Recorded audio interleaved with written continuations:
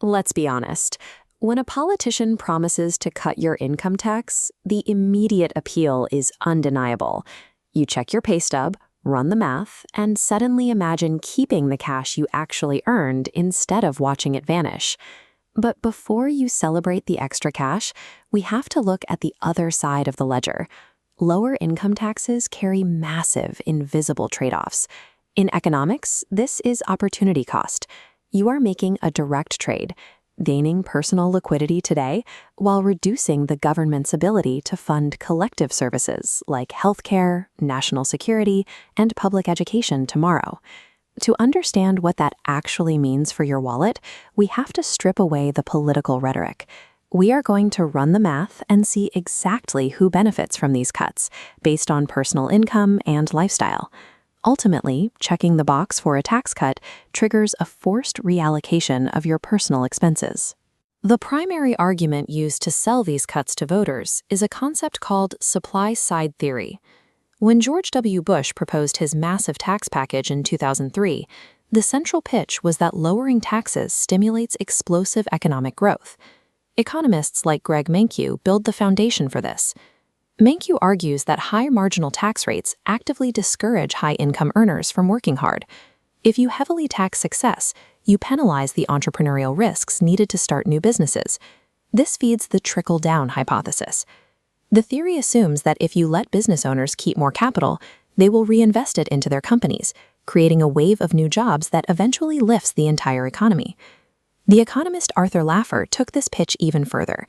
He presented politicians with an incredibly attractive idea.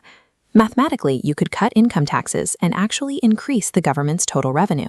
At a 100% tax rate, nobody has a financial incentive to work, so the government collects $0.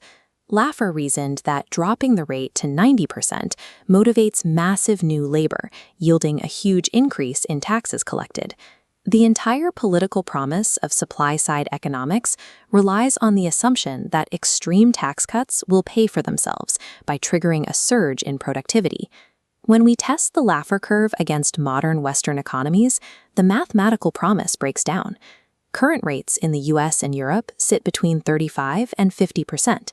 In this moderate zone, cutting rates further mathematically decreases total revenue. Furthermore, humans do not act like perfect financial machines. Behavioral economists observe a counterreaction known as the income effect. While supply-side theory assumes people will work more to maximize their tax advantage, the income effect dictates that some workers choose to work fewer hours. Because they keep a higher percentage of their paycheck, they can hit their target lifestyle income with less effort. Since lower taxes don't guarantee increased labor, and our baseline rates are already moderate, tax cuts lead directly to predictable government revenue shortfalls. When facing a revenue shortfall, the state has exactly two options. It must either borrow massive amounts of money or aggressively slash public spending.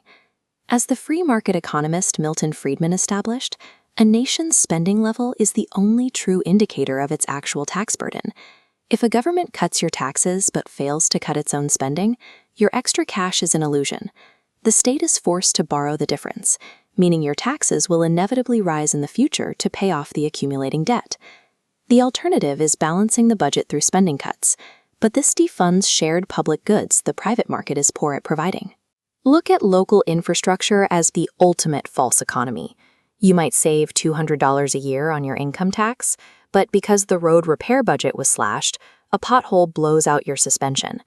Economists like Joseph Stiglitz and Paul Samuelson point to dynamics exactly like this.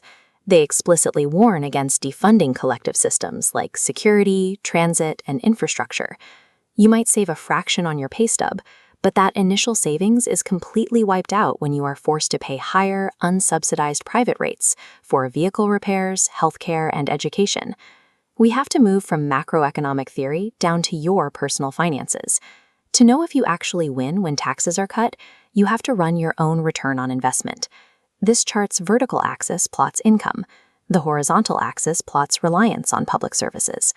Because tax structures are progressive, high-income earners reap the most liquidity. From 2004 to 2010, the top 1% saw an after-tax increase of 6.6%, landing in the top right.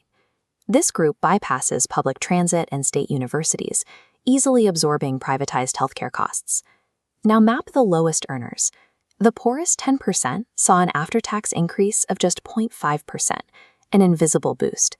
Yet this lower income demographic bears the heaviest financial burden when local public services are defunded. They rely on the municipal transit and public health systems that deteriorate when tax revenues drop.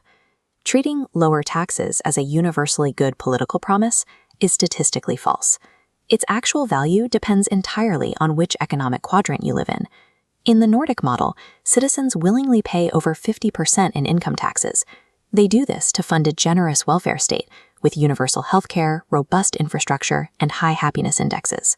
Compare that to the US model. American citizens fight to keep as much of their personal cash as possible, but must then use that cash to individually survive the out-of-pocket costs of a free market. Before you cast your vote, ask yourself this: which trade-off do you prefer? The expensive collective security of the Nordic model, or the individual high-risk liquidity of the American model?